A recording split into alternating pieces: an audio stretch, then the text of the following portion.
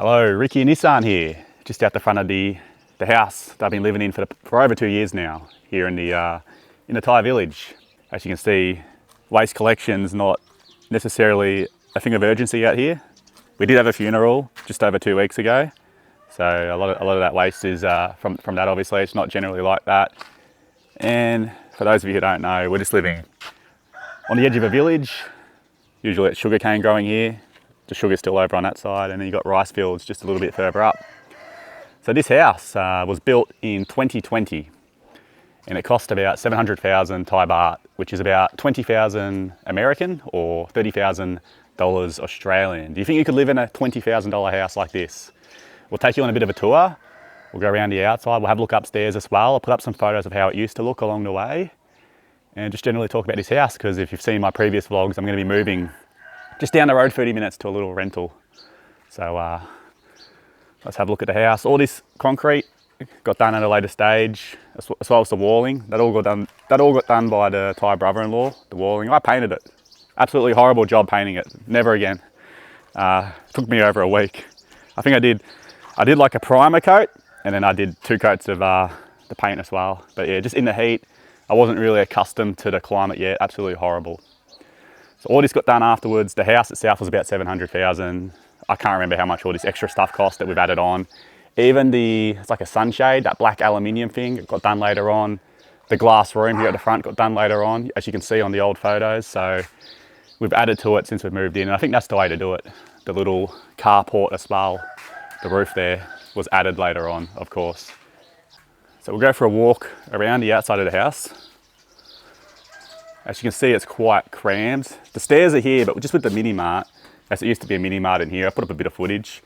It just made sense for people to come through here, because when you're sitting on a couch, watching the mini mart, watching TV, rather than sitting behind a traditional counter all day, if they're coming through here, you can't actually see the customers come in. So that's why the door is there. Obviously, if I knew the mini mart was going to shut, it would have made sense to have the door here with these little stairs. So you got the air conditioning, of course. The mother-in-law's house down the back there, and this is an auntie's house. We've got a little room up here, which used to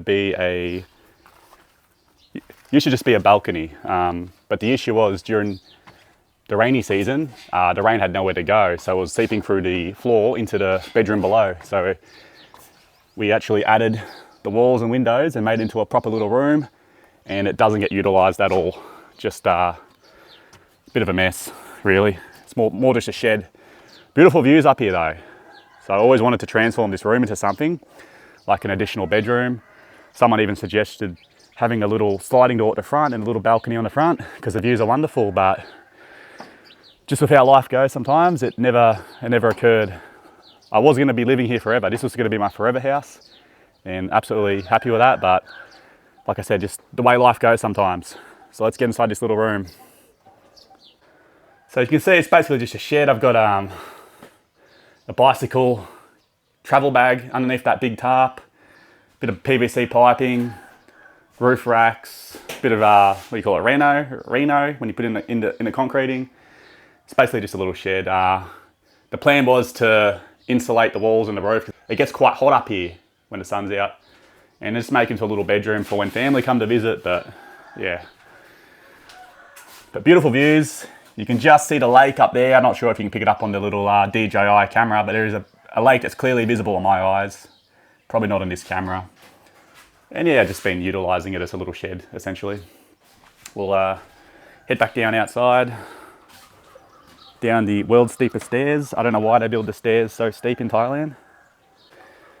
A second air conditioning unit, pretty standard windows. Just on a slab that's been raised up, so it's pretty good against any potential flooding. Not that this village has any flooding. Down the back of the house here, the Thai family sometimes turn that into a bit of a kitchen. Veggie garden here, which isn't getting utilised too much. A back door, so a wooden back door. It's had plenty of problems with the humidity and the rain in rainy season, but it seems to be fine now since my dad fixed it up. You got the external plumbing, septic tanks, pretty standard for a house out in the village. Pretty much a house anywhere in Thailand, isn't it? And then we come around the corner. We've got a big air conditioner here for the living room. I can't remember the last time I turned it on. A couple of papaya trees, there's plenty of papaya up there at the moment. Very close to another family member's house, so the other auntie also lives here. So they all live very close to each other. And just come through here. This is where I just park my motorbike to keep it out of the sun. And of course, the car's parking. So this was a mini mart. This used to be a fully operating and profitable mini mart. Just one light switch.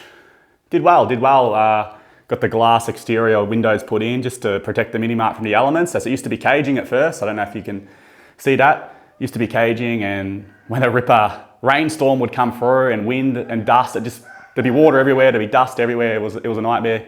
Once we got this put in, and this got put in pretty cheap. I think about 66,000 baht to get this whole exterior done. Got the tinting done at the bottom. Probably should have done tinting that whole side and tinting that whole side.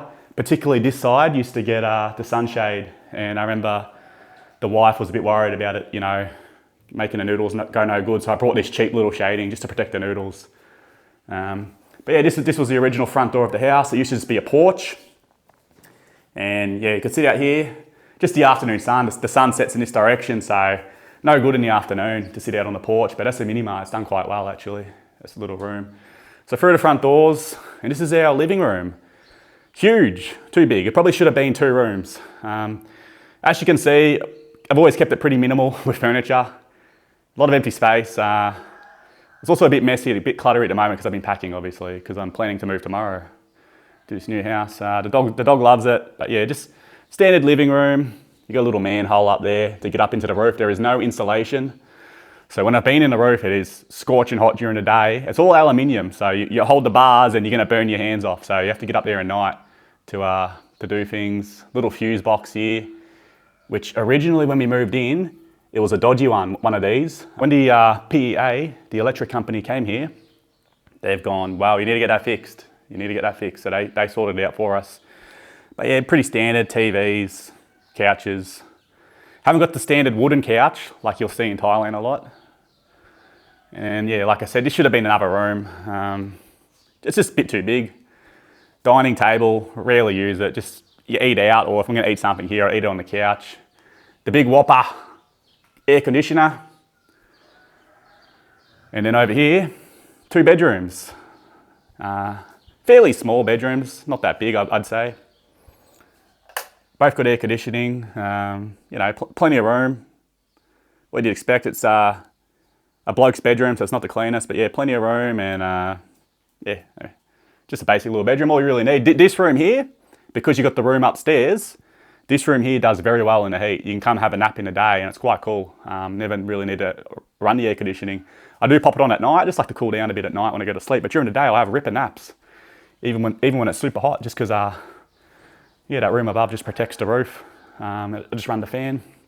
The other bedroom, so the baby's bedroom, which you would have seen on a previous vlog, I gave you a little bit of room to air conditioner up there. Basically identical, isn't it? This room gets a little bit hotter from not having the room upstairs above it. But yeah, you've got the double beds. I've decorated it a bit, it's the babies. I'll be taking like this framing and these beds with me because the Thai family don't like it. They have the baby sleep in little baby hammocks, or they just generally sleep on the floor in Thailand. But yeah, I'm leaving all the furniture, just taking my bits and pieces, and I'll sort it out along the way.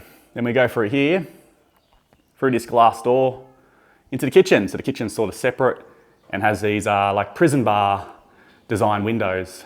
Generally a lot of kitchens in Thailand will be separate from the house because they cook a lot of stinky stuff, don't they? So they want all like the garlics, and if they're using stinky sauces and stuff to be separate from the house. You even find a lot of the kitchens are outdoors. But yeah, pretty minimal design. You pop the washing machine opposite the fridge, which seems weird at first when you move here, but it's not a big deal in the end. And then yeah, just the back door, more windows. What do you reckon? Could you live in a house like this for 20,000 American dollars?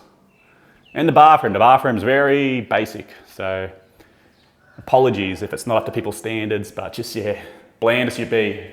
Do have the Western toilet, the backup water supply, the backup shower when the water isn't running, got the hot water, and for whatever reason, they leave a massive gap quite often behind Western toilets when you get them installed. You can get them put in properly, but I wasn't really involved. I was still in Australia with the build of the house that was going on, so I had no idea there was going to be a massive gap behind the toilet. Pretty standard bench, pretty standard cabinets, nothing special, and just a sink here which had a bit of a leak, so we just disconnected it a couple of years ago completely. It does still drain, but it's not connected to the water at all. But now I'm a bit of a DIY plumber. Since I've moved to Thailand, I've learned all about the PVC piping, and I could probably fix it up myself, but yeah, I'm leaving. The water. So water gets delivered for 12 baht a barrel. I put the conversion up for 12 baht a barrel delivered, and it's bloody clean. Just got the water cooler. The water cooler died on me, but I just leave it there to let the let the water run out essentially. I don't mind a bit of warm water. It's not hot or anything, just room temperature. But yeah, let me know what you think.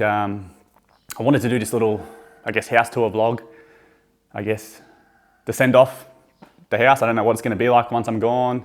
The Thai family might completely remodel the whole thing, rearrange everything, who knows. It could be an absolute shambles when I come here in, a week's time or whatever. So yeah, I thought I'd just send off the house. I've always got the memories here, but I'm also happy to be, moving on for my mental health. And I think it's good probably to get away from this, get away from the energy here. And yeah, it was going to be a forever home. The tiles are good. The walling's quite good. There's a couple little cracks, I suppose.